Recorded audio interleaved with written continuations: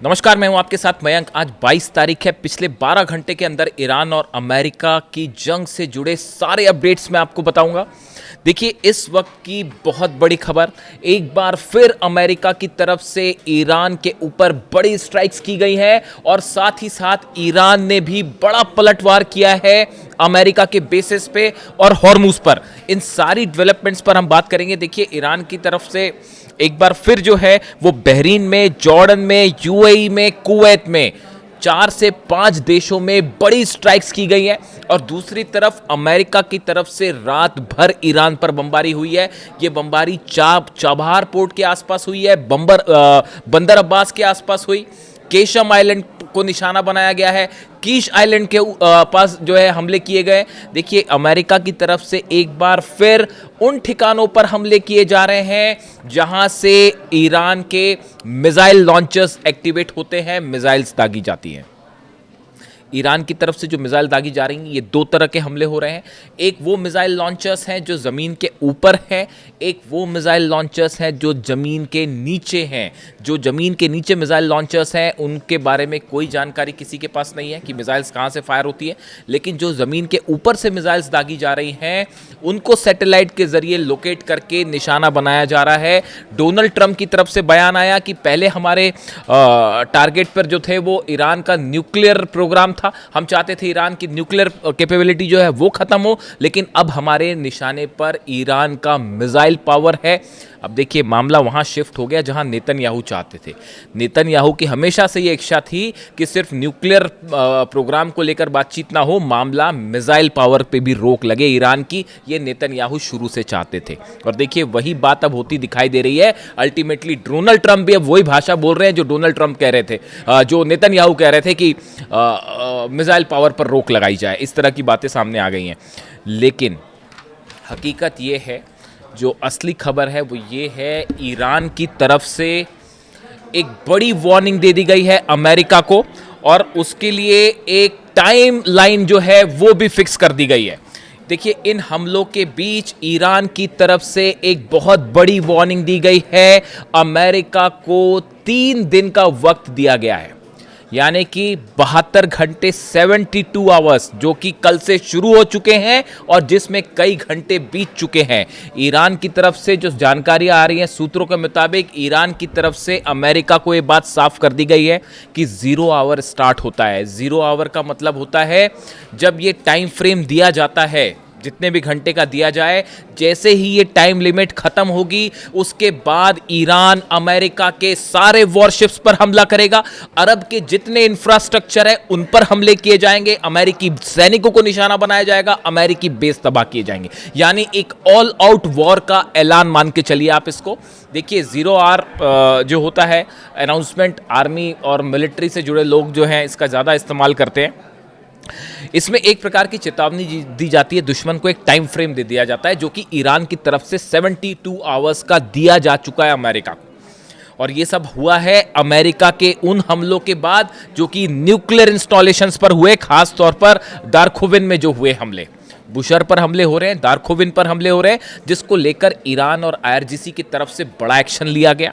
इन हमलों के बाद अमेरिका को यह बता दिया गया कि अगर 72 घंटे के अंदर आपके हमले नहीं रुके तो हम ऑल आउट जंग का ऐलान करेंगे आपके खिलाफ और उसके बाद एक भी जहाज नहीं बचेगा। देखिए, आप हकीकत जानना चाहते हैं, हकीकत यह है कि हॉर्मुज में पिछले 12 घंटे के अंदर करीब 100 अबू मेहदी मिसाइल्स फायर की गई है। ये जानकारी सामने आ रही है। अमेरिका के 17 वॉरशिप्स जो हैं वो पीछे हटाने पड़े हैं अमेरिकन नेवी को। 17 वॉरशिप्स जो कि 1000 किलोमीटर से कम की रेंज में थे ईरान के, जो सूत्रों से खबरें आ रही हैं। ईरान ने जब अबू मेहदी मिसाइल्स फायर की, उस नेवी के जहाज़ों को, अमेरिका के वॉरशिप्स को, सबको 1000 किलोमीटर की रेंज के पीछे लाना पड़ा कि कहीं अबू मेहदी मिसाइल हिट ना हो जाए। अबू मेहदी वो क्रूज मिसाइल्स है, एंटी शिप मिसाइल्स है, जिसका इस्तेमाल ईरान कर रहा है पिछले काफ़ी वक्त से। अब हालात ये है कि हॉर्मुज में देखिए, पूरा हॉर्मुज जल रहा है। असल में ये जो 0 आवर का अनाउंसमेंट हुआ है, ये मुख्य रूप से अमेरिका की नेवी को वार्निंग दी गई है। देखिए, बेसिस पर तो हमले हो ही रहे हैं, जॉर्डन में हमले हो रहे हैं, बहरीन, कुवैत में बताऊंगा आपको नए हमले कहां पर हुए हैं। अमेरिका के बेसिस पर तो हमले हो ही रहे हैं, लेकिन ये जो 0 आवर का अनाउंसमेंट है ये खास तौर पर अमेरिकन नेवी के लिए किया गया है। देखिए ईरान ने अब तक अमेरिका के वॉरशिप्स को निशाना साधा, हमले किए, लेकिन ये हमले पिन पॉइंटेड इस तरह से नहीं थे कि किसी तरह का कोई जो है एयरक्राफ्ट कैरियर डूब जाए या कोई बड़ा वॉरशिप डूब जाए। अगर इस तरह के हमले होते हैं तो उसके बाद फिर किसी भी तरह से कोई समझौते की संभावना नहीं बची कि वो एक ऑल आउट वॉर होगा। तो शायद इस तरह से भी कई एक्सपर्ट ये राय रखते हैं कि अब तक खास तौर पर हॉर्मूज में समंदर में ईरान की तरफ से जो हमले किए गए वो अमेरिका की सेना को पीछे धकेलने के लिए किए गए या उनको नुकसान पहुंचाने के लिए किए गए थे, पूरी तरह से तबाह करने के लिए हमले नहीं थे। लेकिन अब ईरान जो कह रहा है वो ईरान ये कह रहा है कि 72 घंटे, मैं फिर रिपीट करता हूँ, ये 72 घंटे कल से शुरू हो चुके हैं। अगर इन 72 घंटे का जो टाइम फ्रेम दिया गया है, जिसे 0 आवर कह रहा है ईरान, कि अगर इस टाइम फ्रेम के बाद भी अमेरिका की तरफ से हमले जारी हुए तो नतीजा ये होगा जो 17 से 18 वॉरशिप्स खड़े हैं उन सब पर एक साथ मिसाइल्स दागी जाएंगी। जितना इंफ्रास्ट्रक्चर है अरब का वो एक साथ उन पर मिसाइल दागी जाएंगे। जो बेसिस है उस पर पहले के मुकाबले ज्यादा बड़े हमले होंगे। आप देखिए जो नए हमले हैं, ईरान ने एक बार फिर बहरीन में पावर स्टेशंस को आग के हवाले कर दिया है। यहां पर बड़ा मिसाइल अटैक हुआ है और ये बैलिस्टिक मिसाइल अटैक था। बहरीन के एक पावर सेंटर पर गिरा है, एनर्जी सेंटर पर, और वहां पर जो है बड़ी आग लगी और तबाही की तस्वीरें सामने आई हैं। ईरान में जो हमले हो रहे हैं उसका जवाब दिया जा रहा है। अमेरिका के हमले पहले न्यूक्लियर इंस्टॉलेशंस के आसपास हुए, अब मिसाइल साइट्स को निशाना बनाया गया, इसके बाद अब मामला एनर्जी सेंटर्स पर आ गया है। ईरान के एनर्जी स्टेशंस पर, फ्यूल स्टेशंस पर हमले शुरू हो चुके हैं। ये एक बड़ी जंग का ऐलान आप मान के चलिए इसको, कि एक ऑल आउट वॉर की तरफ मामला आगे बढ़ रहा है। इसीलिए 0 आवर का इस्तेमाल किया गया। कल ईरान के राष्ट्रपति की तरफ से जो बयान आया पेजेश्कियान साहब की तरफ से, वो हमेशा देखिए उनके बयान उनको उस गुट का माना जाता है जो कि बातचीत में विश्वास रखते हैं और डिप्लोमेटिकली मामले का हल चाहते थे। लेकिन उसके बावजूद अब उनकी तरफ से ये बयान आना, अब पेजेश्कियान साहब की तरफ से भी ये बयान आ गया कि अब जो है जंग वाली ऑल आउट जंग की बात होगी, ईरान झुकेगा नहीं, अब ऑल आउट जंग करेंगे। यानी आप समझ लीजिए कि ईरान में हालात क्या है।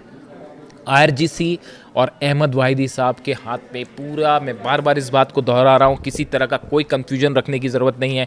ईरान का हर फैसला इस समय अहमद वाहिदी ले रहे हैं, ईरान की सेना ले रही है। और ईरान की सेना का सिर्फ और सिर्फ एक अप्रोच है इस समय, खामेनी साहब के दुश्मनों से बदला लिया जाएगा। खामेनी साहब के दुश्मनों को किसी कीमत पर नहीं छोड़ा जाएगा। और ख़ास तौर पर ये जो हमले हुए इंफ्रास्ट्रक्चर पर, ईरान के अस्पतालों पर हमले हो रहे हैं, पानी के जो डिसैलिनेशन सेंटर्स हैं उस पर हमले हो रहे हैं। आप ईरान के लोगों को का पानी उनका ख़त्म करना चाह रहे हो। स्कूल पर हमले हो रहे हैं, अस्पतालों पर हमले हो रहे हैं, न्यूक्लियर पावर प्लांट पर हमले हो रहे हैं। उसका नतीजा ये है अमेरिका के बेस जल रहे हैं और अभी भी वो मिस्ट्री बनी हुई है। अभी तक कोई न्यूज़ चैनल या पत्रकार जो है वो इस बात को लेकर दावे नहीं कर रहा है कि उस 200 बंकर्स पे जो हिट 20 बंकर्स, 200 नहीं 20 बंकर्स जो हिट किए गए जॉर्डन के एक बेस पे, उस बंकर में कितनी कैजुअलिटी हुई है, वहाँ पर क्या क्या हुआ, क्या क्या तबाह हुआ, इसकी जानकारी अब तक सामने नहीं आई है। ये जानकारी जब सामने आएगी, 100 सैनिक घायल हो गए ये पिछले 4-5 दिन के अंदर। अमेरिका के 100 सैनिक घायल हुए हैं, ऐसी खबरें अमेरिका में छप रही हैं। कैजुअलिटी पता नहीं, कोई सच अभी एग्जैक्ट फिगर सामने नहीं है। बड़े हमले हैं। देखिए बहरीन में पावर स्टेशन जो है वो तबाह कर दिया गया। जॉर्डन में अल सॉल्टी बेस पर एक बार फिर बैलिस्टिक मिसाइल से हमला हुआ है और ईरान का दावा है यहाँ पर फिर से F-18 जेट्स का जो हैंगर है उसको तबाह किया गया है। इस तरह के दावे हैं। यानी जॉर्डन लगातार निशाने पर है। बहरीन और कुवैत से अपने जहाज पीछे खींचे गए थे जॉर्डन में कि वहाँ सुरक्षित रहेंगे, कोई सुरक्षित नहीं। वहाँ पर ईरान की मिसाइल्स ने जो है वो हाहाकार मचा रखा है। इसके अलावा UAE पर हमले शुरू हो गए हैं। देखिए UAE के रास अल खैमा जो इलाका है, यहाँ पर बताया जा रहा है कि करीब 6 धमाके हुए। 4 धमाके की खबर थी, अब वो 6 तक पहुँच गई है कि UAE के रास अल खैमा में 6 धमाके हुए हैं। इसके अलावा जो फुजेरा पोर्ट है उस पर भी धमाके की खबरें हैं। यानी UAE में भी अब हमले शुरू हो चुके हैं। ये मामला अब इसीलिए कहा जा रहा है, जो 72 घंटे का टाइम है, कि ये मामला वर्ल्ड वॉर की तरफ आगे बढ़ता दिखाई दे रहा है। क्यों कहा जा रहा है इसको वर्ल्ड वॉर को, इसकी भी बात करेंगे। कुवैत में एक बार फिर डिसैलिनेशन सेंटर पर फिर से पानी के ठिकाने पर हमला हुआ है। जो अपडेट आया है उसके मुताबिक मैंने आपको बताया हॉर्मूज में धमाके, हॉर्मूज में एक बार फिर से माइन फट गई। अमेरिका के जहाज़ ओमान वाले रास्ते से जो मना कर रखा है ईरान ने, वहाँ से पार करने की कोशिश कर रहे थे ज़बरदस्ती। उसको ईरान ने जो रास्ता दिखाया उसके अलावा पार करने की कोशिश, अब तो पार वार करने का कोई सवाल ही नहीं है साहब। हॉर्मुज़ इज़ क्लोज्ड, बंद है हॉर्मुज़। अब वहाँ से कोई भी जहाज़ निकलेगा तो यही अंजाम होगा। 2 माइन्स फिर से फटी हैं। 2 माइन पहले फटी थी, 2 माइन अब फटी हैं और जहाज़ के चीथड़े उड़ गए। ये वो माइन्स हैं जो कि ईरान ने बिछाई हैं। ये वो माइन्स हैं जिसमें कहा जाता है कि किम जोंग उन ने मदद की माइन्स देने में। परमाणु प्लांट पर ईरान के लगातार हमले हो रहे हैं। इस बीच देखिए बड़ी खबर आई है कि पुतिन ने किम जोंग उन से फ़ोन पर बात की है, इस तरह की सूत्रों से खबर है। देखिए नॉर्थ कोरिया की जो विदेश मंत्री हैं वो इस समय रूस के दौरे पर हैं। उन्होंने रूस के राष्ट्रपति से मुलाकात की और बताया जा रहा है कि ईरान के हालात को लेकर भी रूस के बीच में और नॉर्थ कोरिया के बीच में बड़ी चर्चा हुई है। वहीं चाइना की सऊदी से भी बात हुई है। चाइना की एक बार फिर कोशिश है कि किसी तरह से जंग जो है अब अगले कदम में ना बढ़ जाए, वरना मामला बिगड़ जाएगा। सऊदी की जंग में एंट्री हो चुकी है, सीधे रूप से नहीं तो परोक्ष रूप से हो चुकी है। यमन ने ब्लॉकेड का अनाउंसमेंट कर दिया है कि अब सऊदी की पूरी तरह से घेराबंदी की जाएगी। आप समझिए इस बात को। रूस में बाबल मंदेव, रूस के विदेश मंत्री का बयान जो 2 दिन पहले आया था, उन्होंने ये कहा था कि अगर बाबल मंदेब बंद कर दिया गया तो पूरी दुनिया में हाहाकार मच जाएगा, ऑयल को लेकर हालात खराब हो जाएंगे, पूरी दुनिया की अर्थव्यवस्था चरमरा जाएगी। ये रूस के विदेश मंत्री का बयान था।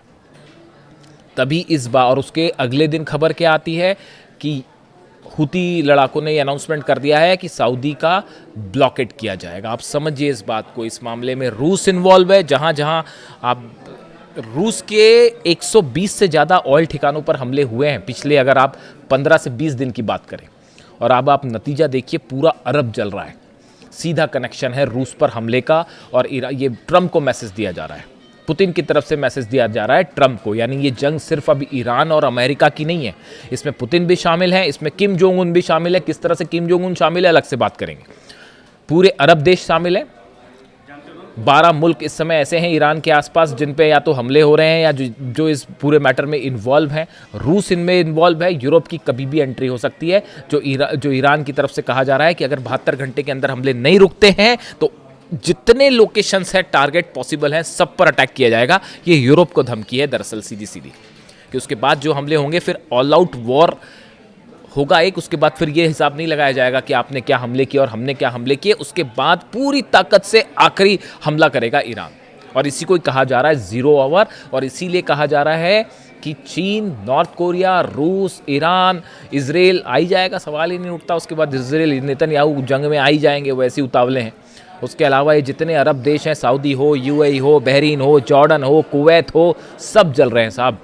ऐसे में इसीलिए ये कहा जा रहा है इस बात को लेकर कि अगर ये अगले 72 घंटे बेहद क्रूशियल होने वाले हैं और अगर अमेरिका और ईरान के बीच, हालांकि मुनीर कोशिश कर रहे हैं, फिर से मुनीर को एक्टिवेट कर दिया गया है क्योंकि ज़्यादा दिन तक अमेरिका ये लड़ाई नहीं लड़ सकता, ये बात तय है।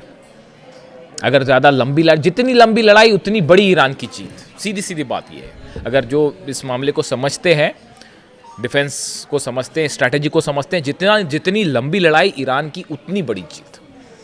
ऐसे हालात में अब ये जो 72 घंटे वाली वार्निंग है ये ईरान की सेना की तरफ से आई है, अहमद वाहिदी साहब की तरफ से आई है। और अहमद वाहिदी वो कमांडर हैं जो सारे फैसले ले रहे हैं और जिनका, मैं फिर से इस बात को रिपीट करता हूँ, अली अहमद वाहिदी साहब वो कमांडर हैं ईरान के जो कासिम सुलेमानी साहब के अंडर में आगे बढ़े हैं, जो इमाम खामेनी की जो है उनके खामेनी साहब के दिशा निर्देश पर आगे बढ़े हैं और उनका विज़न बिल्कुल क्लियर है। अमेरिका के साथ कोई डील नहीं, अमेरिका धोखा देता है, जंग करो, बिल्कुल क्लियर, कोई कन्फ्यूजन नहीं है।